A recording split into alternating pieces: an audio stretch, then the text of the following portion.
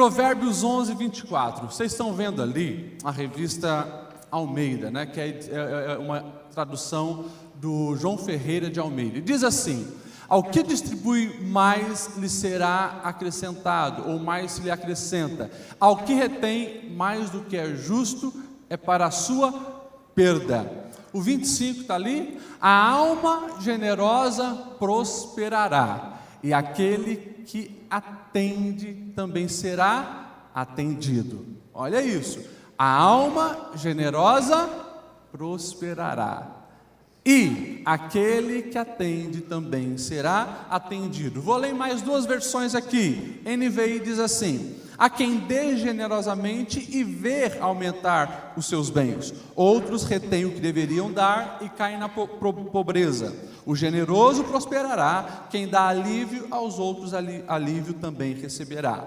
E a tradução, a mensagem diz assim: quem dá com generosidade ganha cada vez mais, mas aquele que é avarento acaba perdendo tudo. Quem abençoa os outros é muito abençoado, quem ajuda os outros também será ajudado. Mas vamos repetir então no 3 o que está ali na tela, 11, 25. 1, 2, 3. A alma generosa prosperará, e aquele que atende também será atendido. Amém.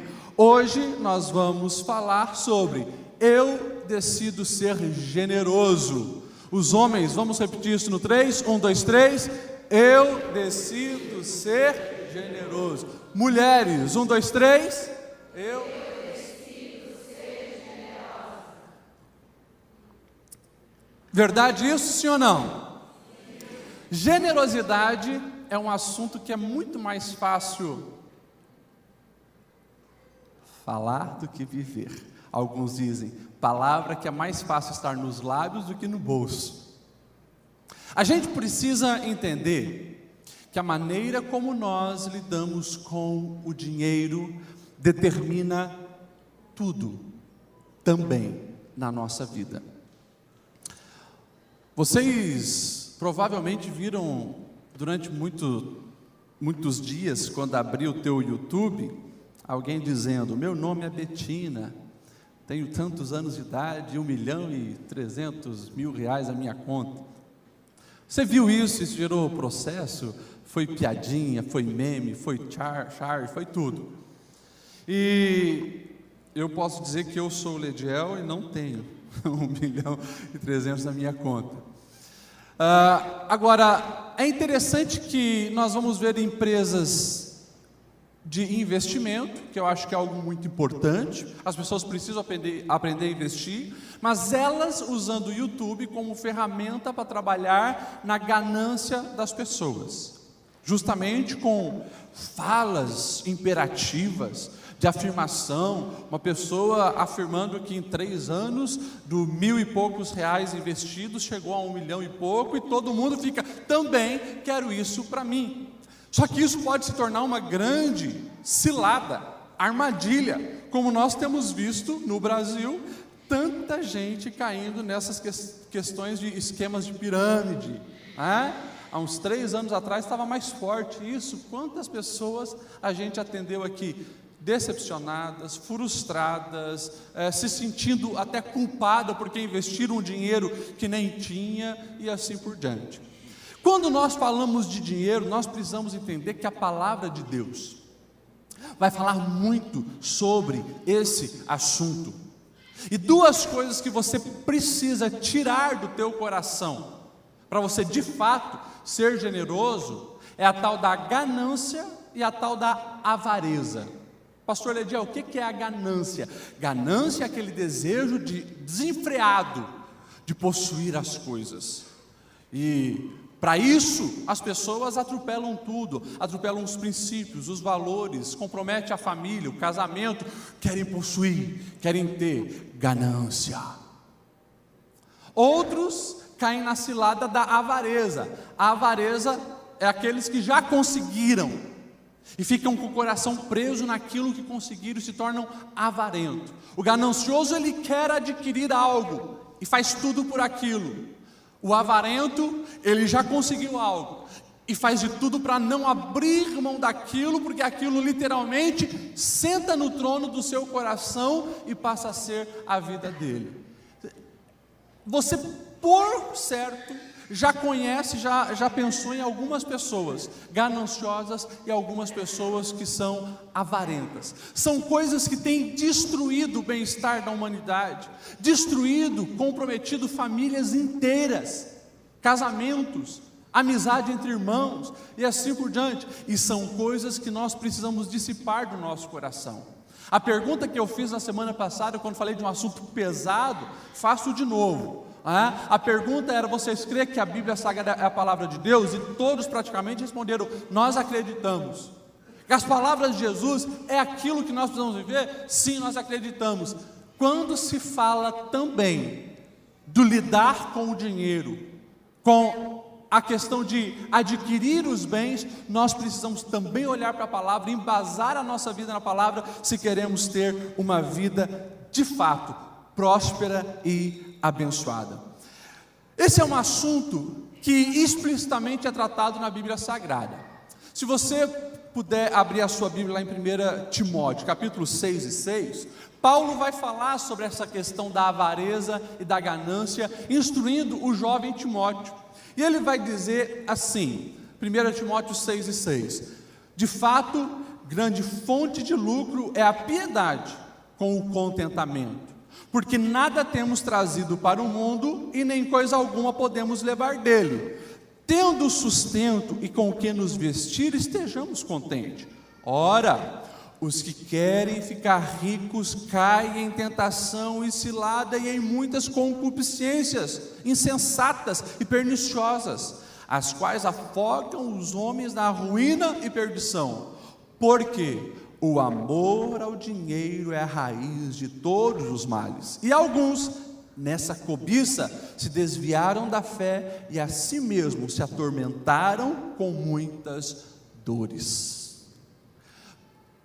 Parece que isso foi escrito hoje numa rede social, pela realidade que a gente olha as pessoas buscando essa riqueza desenfreada. Mas isso foi escrito há 2000 anos atrás. Por quê? Esse mal de ganância e avareza sempre esteve no coração do ser humano. Pastor Lediel, só vamos já no começo separar alguma coisa. É pecado então ter esse desejo de melhorar financeiramente? Eu não posso ter uma ambição de ganhar um salário melhor? Não tem problema, desde que a cobiça, a avareza, como nós estamos falando, essa ganância não domine o seu coração, você pode progredir. Até nós vamos falar sobre isso, a prosperidade financeira que vem de Deus. Agora tem que ter sempre um cuidado, porque entrou no coração e, como Paulo vai dizer, amou o dinheiro, você vai ver que é raiz para todos os males. E se eu perguntar uma coisa lógica para vocês acham que as pessoas hoje estão amando dinheiro, sim ou não? Absurdamente. É só dinheiro, dinheiro, dinheiro, dinheiro, dinheiro. E as pessoas, elas se desenvolvem para ganhar mais dinheiro, e não se desenvolvem para ser uma pessoa melhor, um marido melhor, uma esposa melhor, um ser melhor. Tudo gira em torno do dinheiro, e as vidas estão ruindo. Os especialistas, até mesmo dentro da psicologia, não conseguem entender. Meu Deus, as informações hoje estão aí, a um palmo das pessoas, no celular. Tudo que a pessoa precisa saber está ali, nas redes sociais. Porque o mundo tem se tornado pior, mas todo dia é mais guerra, mais violência, mais roubo, mais famílias destruídas, mais casamentos destruídos, mais filhos sofrendo o abandono dos pais, pais sofrendo o abandono dos filhos. Por quê? Amor ao dinheiro. E as pessoas nessa ganância, nesse egoísmo desenfreado por querer os bens, acabam comprometendo toda a salubridade da alma. E daí você, como eu tenho falado aqui, é só digitar lá no Google, sobre os índices das doenças que mais crescem. Pega a Organização Mundial de Saúde, que vai dizer: as doenças da alma dispararam nas últimas décadas para cá. É depressão, é estresse, é ansiedade, é síndromes. Por quê? Porque a gente não está dando crédito, de fato e na prática, às instruções do manual de vida. Você parou para observar o que o texto vai dizer 2000 anos atrás? Gente, cuida com amor ao dinheiro. E o texto vai deixar bem claro que a nossa passagem pela vida não deve ter isso como foco principal. Diz que certo homem muito próspero, alguém que tinha muitas posses, era um grande fazendeiro, e um dos seus capatazes de confiança, certa vez, encucado, fez uma pergunta para ele, que todos já queriam perguntar, porque na sala dele ele tinha um vaso de vidro cheio de terra, barro. Ia no escritório, na fazenda, tinha um vaso cheio de barro. E então esse capataz perguntou: mas patrão, já faz alguns meses que eu estou vendo esse vaso, e nunca vi uma florzinha sequer ser plantada aí, nada, vai ficar assim mesmo? E aquele patrão olhou para ele e disse: sim, porque eu aprendi algo, eu preciso lembrar disso todos os dias. Quando eu passo pela minha sala, quando eu estou no meu escritório, eu olho esse vaso, eu aprendo duas verdades que eu não posso esquecer. Primeira, eu me lembro de onde eu vim. Eu vim do pó. Segunda, eu me lembro para onde eu vou. Eu volto para o pó. E nada levo dessa vida. Portanto, eu preciso, entre a minha chegada e a minha partida, não esquecer quem eu sou. Como diz um ditado brasileiro fantástico: caixão não tem gaveta. Caixão não tem gaveta. Diz que no funeral de um bilionário americano, John Rockefeller, que dentro da realidade de um mundo capitalista foi o primeiro homem a conseguir $1 bilhão, né? Diz que um dos amigos da família, muito curioso, né, foi disfarçando e chegou do lado do contador de John Rockefeller e fez uma pergunta: você pode me dizer quanto que ele deixou? O contador olhou para ele e disse: deixou tudo, não levou nada. Deixou tudo, não levou nada. Resposta simples e verdadeira, porque essa é a realidade da vida. Só que muitas pessoas estão vivendo aqui pensando que aquilo que estão adquirindo de questão material levarão para a eternidade. Gente, o Império Egípcio já passou. Isso era uma mentalidade que os faraós tinham lá atrás. E eles faziam aqueles túmulos absurdos, e dentro do seu ambiente mortuário, eles colocavam tudo ali, porque eles achavam que eles poderiam entrar na outra vida levando tudo aquilo que eles tinham nessa, e queriam chegar lá, sendo a bola da vez, né, chegar lá por cima de tudo. Isso não existe. Diz a lenda que quando Alexandre o Grande morreu, é uma lenda, né? Eu acredito que é uma lenda, porque não tem prova científica, né? Mas diz essa lenda que ele fez 3 pedidos. Primeiro, ele queria que no seu sepultamento médicos carregassem o seu caixão, para mostrar a todos que até a medicina tem as suas limitações.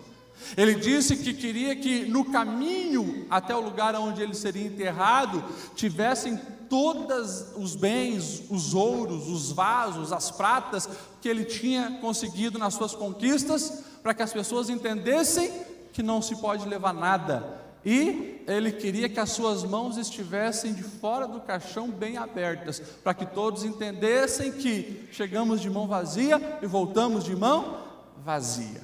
Então, a pergunta é: por que não temos sido generosos como deveríamos ser?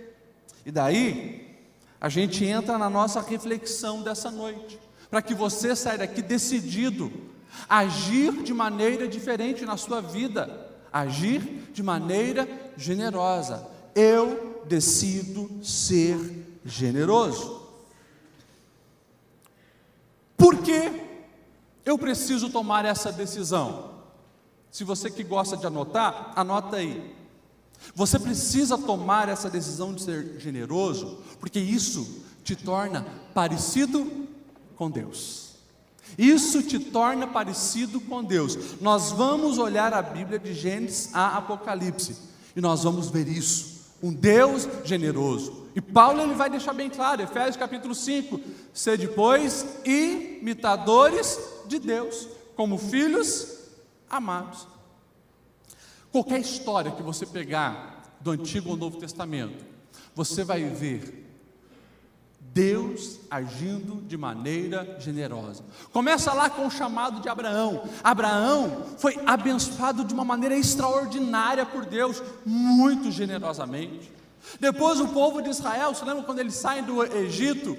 Maná chove do céu para todo mundo. Você vai para o Novo Testamento, você vai ver Jesus ao multiplicar pão e peixe para todo mundo de uma maneira generosa. E por que não falar da questão mais importante da Bíblia Sagrada?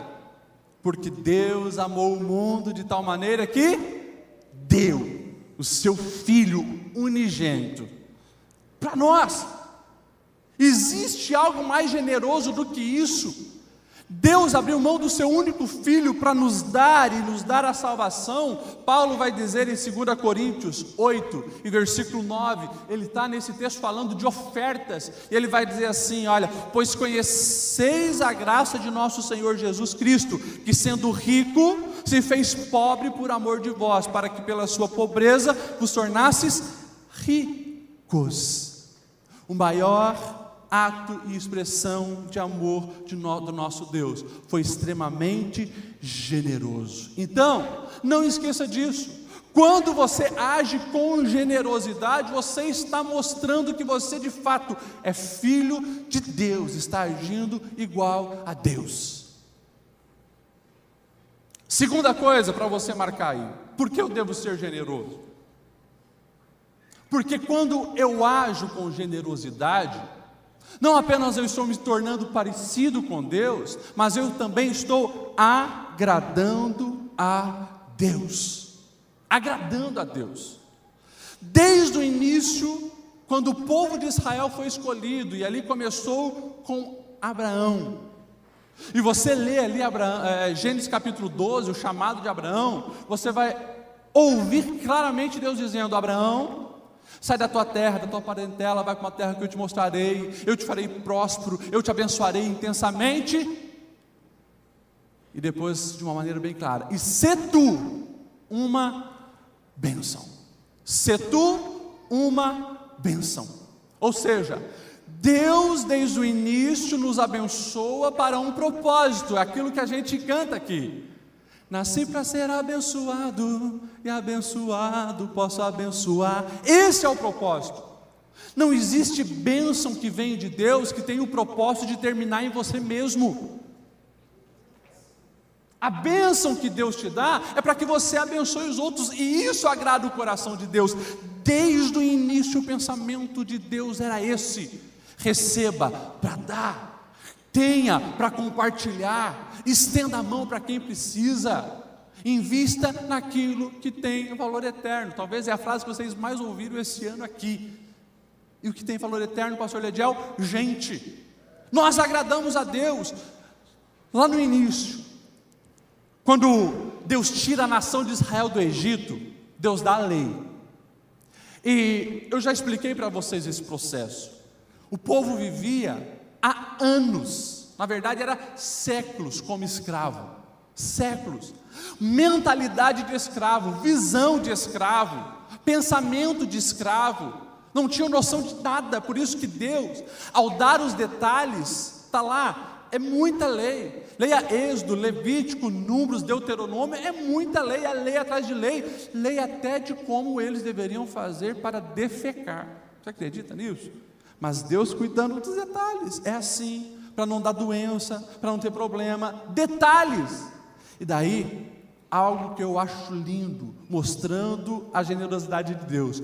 Deus vai dizer assim: quando vocês plantarem, e vocês forem colher, pegou o trigo, vai cair, consequentemente, alguma coisa, não voltem para pegar. Vão colhendo e vão para frente. Sabe por quê? Porque no meio de vocês tem viúvas. Naquela antiguidade, que era viúva? Uma mulher dependente, não tinha um marido para ser voz e vez na sociedade. Para que as viúvas, os órfãos, possam vir atrás de vocês e ir recolhendo aquilo que for ficando. Olha só o cuidado de Deus, que coração generoso. Quando você decide agir com generosidade, é dessa maneira que você está agradando a Deus. Deus olha para você e consegue ver você literalmente o imitando, seguindo os passos dele. E a terceira razão por que você deve ser generoso, generosa, é porque este é o caminho da verdadeira prosperidade. Pensa numa palavra que tem sido distorcida. Pensa numa palavra que o pessoal está fazendo uma lambança, inclusive até dentro da igreja. Prosperidade, e essa palavra linda, é algo bíblico. E é algo que Deus tem para nós. O problema é que eles pegaram apenas parte da generosidade, da prosperidade, que é a questão financeira, e colocaram prosperidade como se resumisse apenas na questão financeira. E as pessoas buscam a prosperidade apenas monetária, e têm construído a casa sobre a areia, vai cair. E muitas igrejas aí pegam isso e dizem, não, você precisa ser próspero, e daí resulta naquilo que eu sempre falo, o extremo da extorsão, pessoas sendo extorquidas por gente que se diz pessoas de Deus. Isso é um grande problema. É por isso que a nossa vida precisa estar embasada aqui, na palavra. A palavra fala de prosperidade, mas não é uma prosperidade que se resume apenas no bolso. Também influencia na questão financeira também, mas vai muito além disso. É paz no coração, é brilho no olhar, é ânimo para viver, é sorriso autêntico nos lábios. Isso é a prosperidade, algo que Deus apenas pode fazer em nós, quando nós nos rendemos totalmente a Ele. Isso é a prosperidade. Se prosperidade for apenas a questão financeira, pode ter certeza, os cristãos não são as pessoas então prósperas segundo Deus, porque a maioria dos bilionários não crê em Deus, nem tem vida com Deus. Se riqueza significa estar bem com Deus, como que você vai explicar os multimilionários ateus? Prosperidade vai muito além disso. Prosperidade vai muito além disso. Prosperidade se fala de alma. Prosperidade fala de um bem-estar que vai muito além da máscara da aparência, do falso sorriso coletivo que a gente mostra na sociedade. Fala de autenticidade, essência da nossa alma. Isso é a verdadeira prosperidade, a vida plena que só Deus pode dar. A Bíblia traz um exemplo fantástico disso. Zaqueu, Lucas capítulo 19. Cidade de Jericó, bem provável que era um dos homens mais ricos da cidade, chamado Zaqueu, baixinho, publicano, cobrador de imposto, era judeu, mas os judeus o odiavam, porque pegava dos judeus para dar para os romanos. Agora tinha um vazio tão grande na sua alma, mas tão grande, que ele, quando ouve falar que tinha ali um mestre, que curava, fazia milagres e tinha um ensinamento diferenciado, ele falou, eu preciso ver esse Jesus. E ele sai desesperadamente, sobe lá numa árvore, porque ele era pequeno, não conseguia enxergar, mas era esperto, então ele fica esperando Jesus passar ali. E Jesus queria tratar com ele, fazê-lo de verdade próspero. Chegou embaixo e diz, Zaqueu, desce, hoje eu quero ficar na tua casa. Todo mundo fica assustado, como assim? Jesus, o mestre, o ensinador, vai na casa desse sem vergonha? Mas lá acontece a transformação e Zaqueu passa a entender o que é prosperidade. Na hora, o que acontece? Desapego ao dinheiro. Jesus, tudo que eu tenho pegado, se eu defraudei as pessoas, eu vou dar 4 vezes mais. E a partir de agora, todos os meus bens, metade, eu estou dando para ajudar os necessitados. Olha a mentalidade do encontro com Deus. A pergunta é, por que os cristãos de hoje estão seguindo o fluxo do mundo? Querer ficar rico para si, querer ficar rico para esnobar, para exibir, para empinar nariz, para dar na cara do cunhado. Nós precisamos cuidar. Deus deseja nos abençoar muito, mas com um propósito. de nós estendermos a mão e sermos um Zaqueu, porque o encontro com Deus transforma a maneira que eu olho e lido com o dinheiro. Essa é a prosperidade. E claro, nós estamos falando de uma prosperidade que também afeta na questão material, sim. Se você, por exemplo, ler ali em Provérbios 3, 9 e 10, você vai ver algo lindo sendo dito.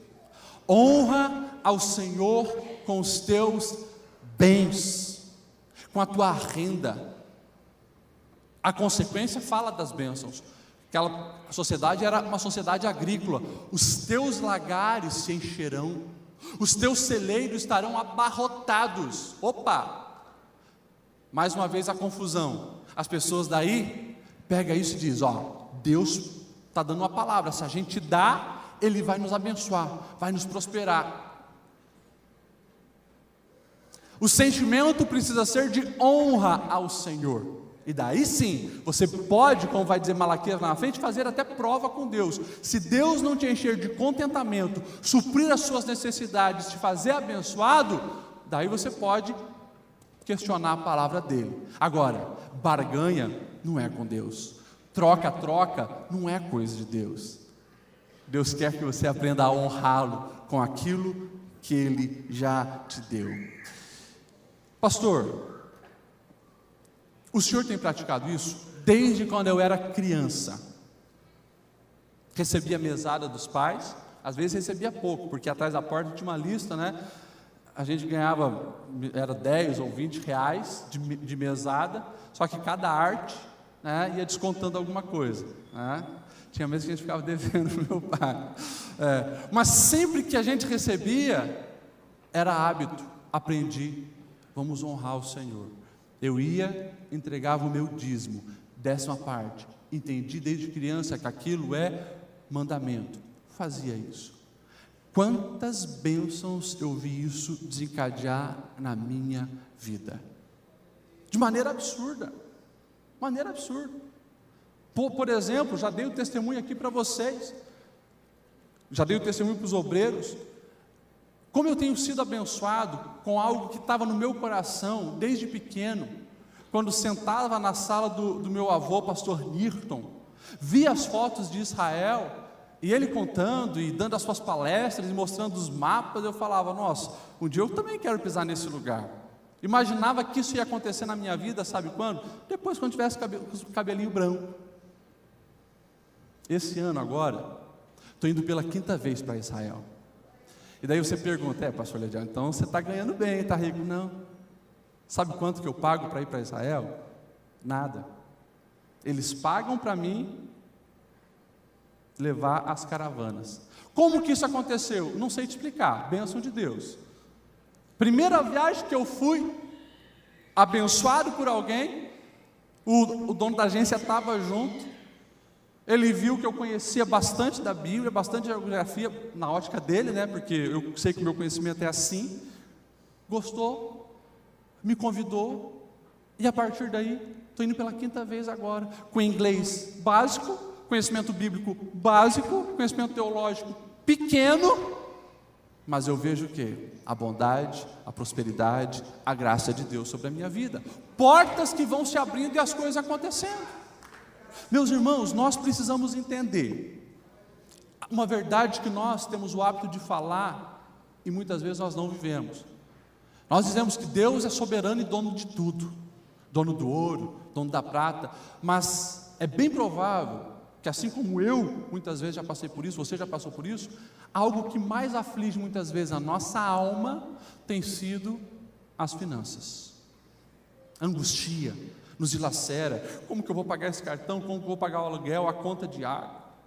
E a lógica no mundo espiritual é totalmente fora da nossa lógica real. Porque na nossa lógica real é aquilo ali: eu preciso reter, eu preciso acumular, eu preciso me preparar. Na lógica de Deus é: abra mão, ser generoso,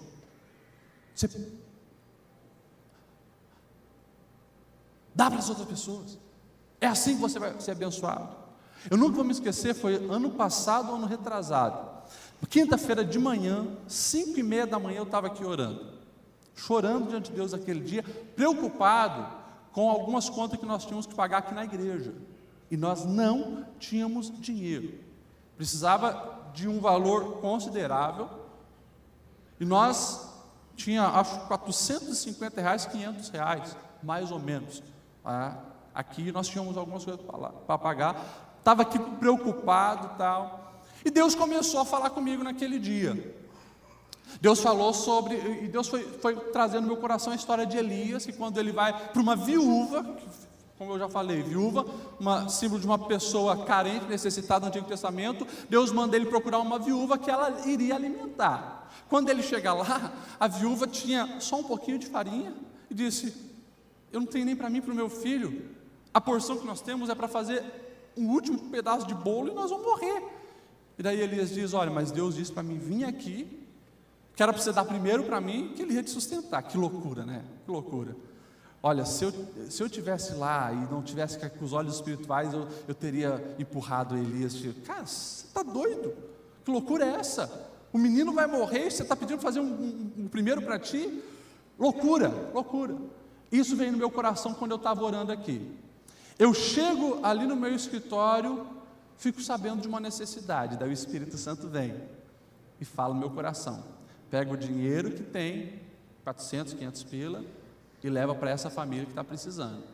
Saí daqui, fui lá perto de Gaspar, encontrei a casa, não sei o que está acontecendo, mas eu estava orando, aconteceu isso, Deus falou no meu coração que é para trazer isso para você. Quando eu falo, a irmã lá começa a chorar, porque ela estava lá na casa dela clamando, desesperada, porque não tinha mais o que comer, me abraçou, choramos junto, oramos, eu vim embora. No outro dia, o valor que nós precisávamos aqui, alguém trouxe 3 vezes mais de uma causa na justiça que tinha ganho. Eu disse: eu tinha feito um pacto com Deus, que se Deus abrisse essa porta e eu ganhasse essa causa, eu iria ofertar e dizimar na igreja. Vai entender os mistérios de Deus. Na lógica contábil é muito simples. Não, tem 400, fica com isso aí, não mexa nisso aí. A gente precisa guardar e caçar o resto para... Na lógica de Deus é totalmente diferente. É por isso que a alma generosa, essa prosperará.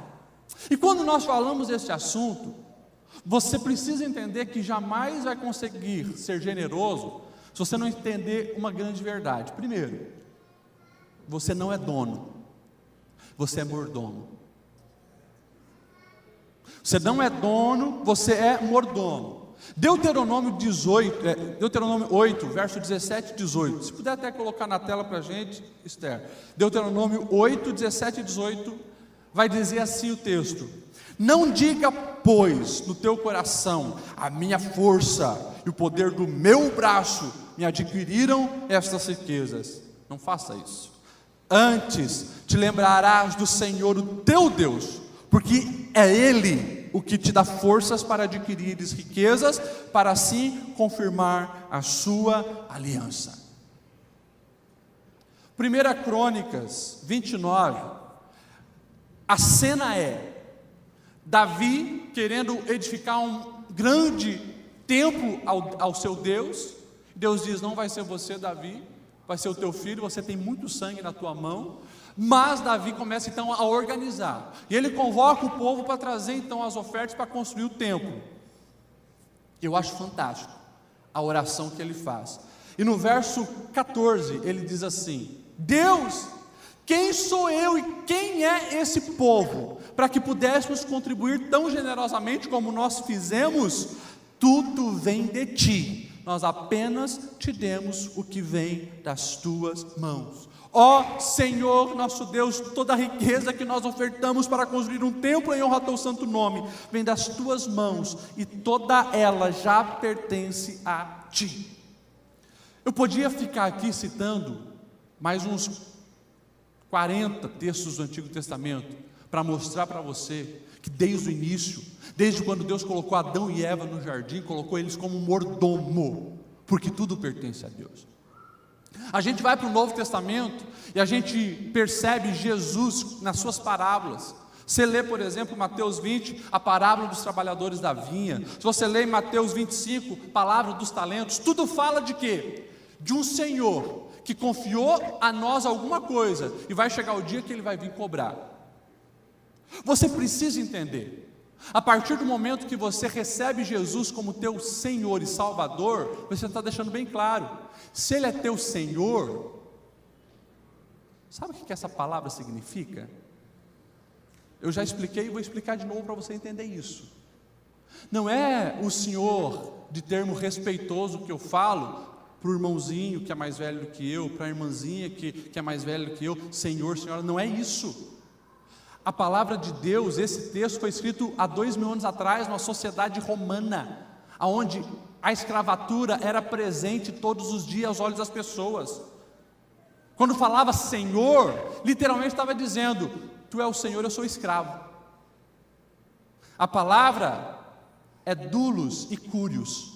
Doulos, escravo. Curios, Senhor. Tu és o Senhor, eu sou escravo. Ou seja, a minha vontade é fazer a tua vontade. Nada que eu tenho pertence a mim, tudo que eu tenho é teu. A proposta de Jesus, quando diz para nós fazer dele o Senhor da nossa vida, é isso que ele está dizendo. Você precisa entender que tudo que você tem pertence ao Senhor, seja as tuas habilidades, a tua inteligência, o teu conhecimento, tudo isso pertence ao Senhor, e também os teus bens, o teu dinheiro, o teu carro, a tua casa, o teu celular, o teu computador. Quando eu entendo essa verdade na minha vida, aí eu passo a viver a vida da maneira que Deus deseja que eu vivo, e aí, automaticamente, parece estranho, poxa, eu tenho que me anular, fazer de Jesus o meu Senhor, Ele manda e eu obedeço. Só que é assim que você encontra o real sentido da vida. É assim que você encontra o real sentido da vida, não tem outra forma. Senão você vai procurar outros senhores. E muitos têm feito dinheiro o seu Senhor. E o próprio Jesus vai alertar. Jesus ele não coloca Satanás numa categoria de Senhor, nem no Império Romano, onde o imperador romano era visto como um Deus. Jesus não chama ele de Senhor, mas Jesus ele vai dizer, agora cuidem com Mamon, o dinheiro, porque esse sim vai ser o maior concorrente para ser o Senhor da sua alma. Dinheiro, dinheiro, dinheiro. E pode ter certeza, se você não fizer de Jesus o teu Senhor, outra coisa vai assumir o lugar. E geralmente é sim o dinheiro. Só que o dinheiro é um excelente escravo, mas um péssimo senhor. Te aprisiona no mundo, te cega, inverte as tuas prioridades. Quando você viu, a tua alma está com um arrombo que você não entende, mas os dados estão aí, para você não achar que é o pastor Lediel que está falando. Veja nos índices de suicídio, classe média alta se suicida mais do que classe baixa. Por que será? Se tem tanto dinheiro? Porque dinheiro não entra no coração para saciar, para preencher, apenas para corroer. Então, primeira coisa que você precisa entender para ser generoso: você é mordomo, você não é dono. Agora, mordomo não é irresponsável. O mordomo ele é muito responsável, ele leva muito a sério aquilo ali. Para nós caminharmos para o final, no reino de Deus, o que menos vale é a aparência, mais vale a essência. E daí, deixa eu entrar num assunto importante aqui, de ofertar a casa do Senhor, de dizimar a casa do Senhor. Você não apenas deve fazer o que é certo, mas fazer da maneira certa. A primeira oferta que a Bíblia registra, você conhece a história, Caim e Abel. Quem que traz a oferta? Os dois. Os dois vão ofertar, ou seja, os dois estão tomando uma atitude certa, de reconhecer a Deus, que Deus deu força para eles trabalharem. Caim era agricultor, Abel era pastor de ovelhas. Os dois reconheceram que precisavam honrar a Deus de algum jeito.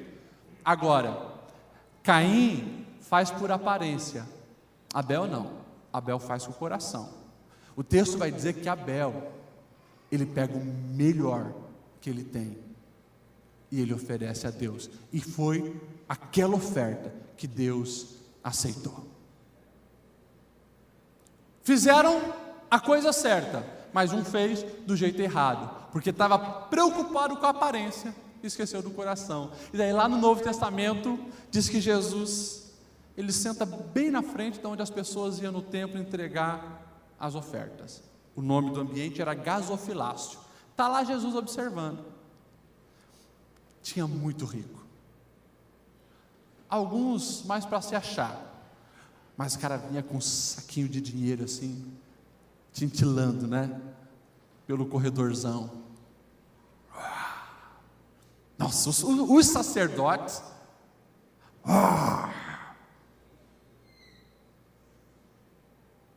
alguns trouxeram oferta. De repente uma viúva, moedinha, tlim, tlim,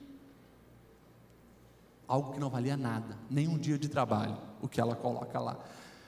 Jesus dá um cutucão nos discípulos e diz: essa ofertou mais do que todos os outros.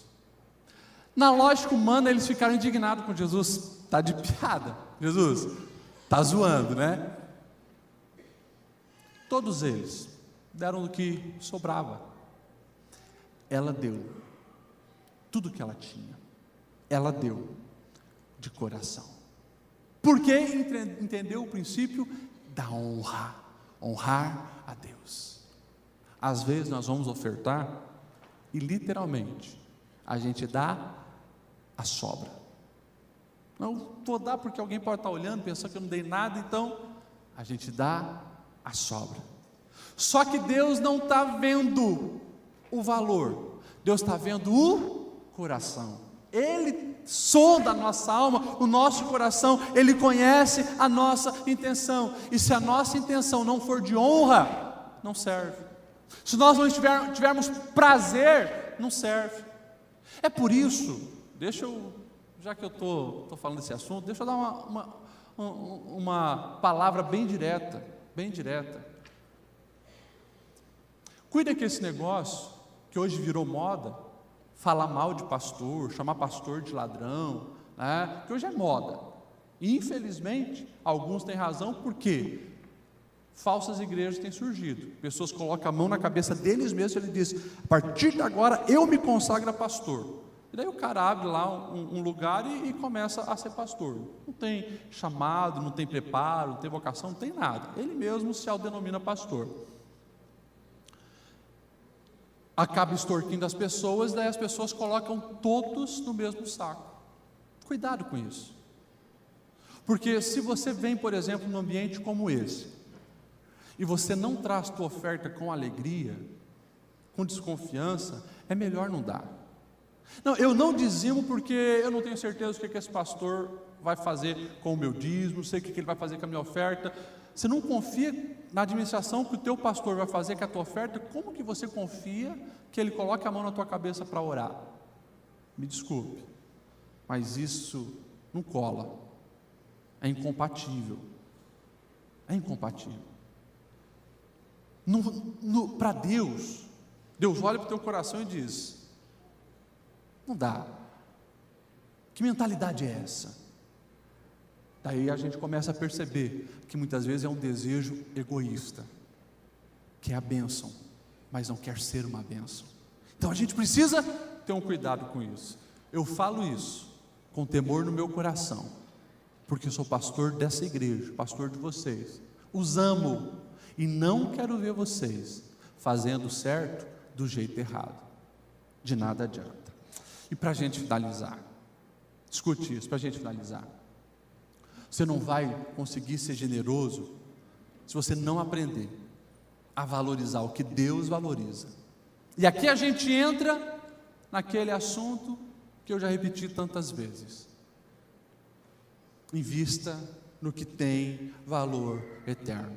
Por favor, para de ser mesquinho, para de ser mesquinha, invista em gente, em pessoa.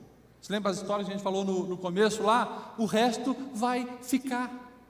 A única coisa que você investir e vai ser para a eternidade, vai ser pessoas.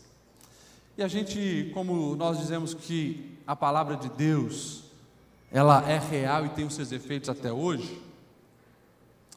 Jesus ele vai dizer assim: gente, até mesmo quando vocês pensam que estão perdendo, estão te passando a perna, se estressa com isso não. Daí Jesus vai dizer lá em Mateus 5, 38 e 40: se alguém vir e te pedir a túnica, dá também a capa. Não fica arrumando briga por isso. Só que a realidade no meio dos crentes hoje, quando o patriarca da família morre, os filhos se matam pela herança. Não fala mais com o irmão, não fala mais com a irmã, fica bicudo, xingando e assim por diante. Eu já falei quando nós estávamos aqui, se lembra, tratando da vida de Abraão na rota da promessa. Às vezes, aquilo que a gente pensa que na ótica humana nós estamos perdendo, nós estamos ganhando. Ló, Abraão, prosperaram tanto. Abraão diz: não vai ter como ficar mais junto, os nossos servos estão brigando por causa dos poços de água, vamos separar. Para onde você vai? Ló: eu quero sair ganhando. Ele não devia ter feito isso para honrar o tio que era mais velho. Eu quero aquelas campinas verdes, tal. Tá bom, eu vou para o outro lado do deserto. Ló se dá mal, vai para Sodoma e Gomorra, e você sabe que no fim perde a esposa, e o pecado entra na casa, porque as filhas se deitam com ele. Olha para o outro lado, Abraão foi para o deserto, terra, poeira, sem nada, mas foi com a bênção de Deus. Na ótica humana está perdendo, na ótica do reino está ganhando, vai receber a bênção, e Deus prosperou Abraão. Se lembra da primeira multiplicação? 5 pães e 2 peixinhos. Você acha que só aquele menino tinha 5 pães e 2 peixinhos lá? Todo mundo tinha, porque judeu ele é precavido, mas só tinha para si. Eu não vou me manifestar no meio dessa multidão. Imagine mais de 5.000 homens aqui, não vai dar nenhum um farelo para mim. Um menino generoso, está aqui Jesus, 5 pães e 2 peixinhos, alimentou a multidão e sobrou, colocou na mão do Senhor e a coisa aconteceu. Ei, entenda isso de uma vez por toda, seja um cristão verdadeiro, não destrua um casamento, uma amizade, não destrua a tua parentela por brigas financeiras. Conheço família, gente, família, que literalmente ficaram dias e dias brigados, sabe por quê? Do amigo secreto de final de ano. Algum riu porque já passou por isso, né? Dá uma olhada em quem está do seu lado, vê se ele já ficou triste por causa do amigo secreto. Gente, aquele discurso de que amigo secreto eu não gosto porque eu levo presente bom e ganho um ruim. Coração generoso, eu vou dar um melhor presente, independente que eu ganhe um par de meia, eu dei o meu melhor, abençoei alguém. A palavra de Deus diz: melhor é dar do que receber. E o pastor Aguiar disse que ia perder um cinquentão, né? Me lembro dessa palavra tua, né? Ele disse que todo mundo fica feliz em achar o cinquentão, mas ninguém fica feliz em perder um cinquentão. Você estava aqui o dia que ele falou isso?